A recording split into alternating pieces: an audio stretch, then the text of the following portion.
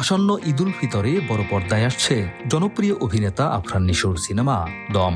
ইতোমধ্যে প্রকাশ পেয়েছে সিনেমাটির ফার্স্ট লুক টিজার। মাত্র 54 সেকেন্ডের টিজারে উদ্বেগ, নির্যাতন আর বেঁচে থাকার লড়াইয়ের এক শ্বাসরুদ্ধকর গল্পের আভাস দিয়েছেন নির্মাতা।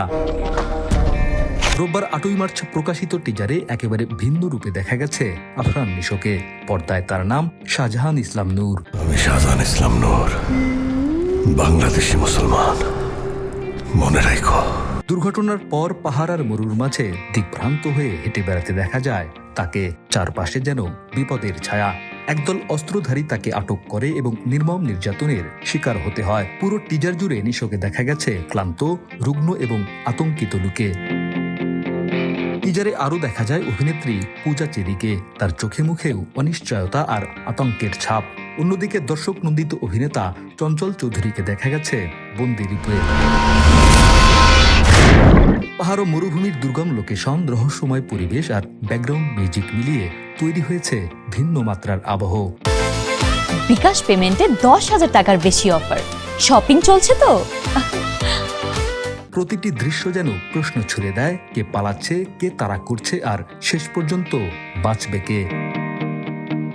পুরো টিজারে সংলাপ রয়েছে মাত্র একটি, সেটিও একদম শেষে।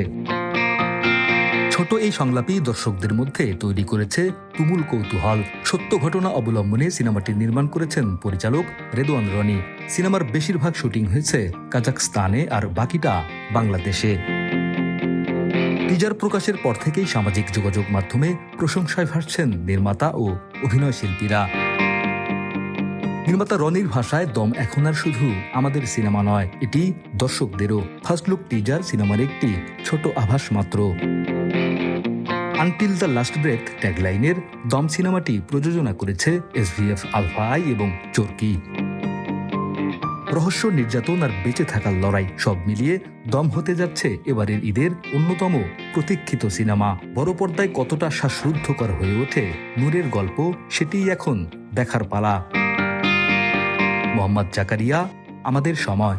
আমি শাহজাহান ইসলাম নূর, বাংলাদেশি মুসলমান, মনে রাখো।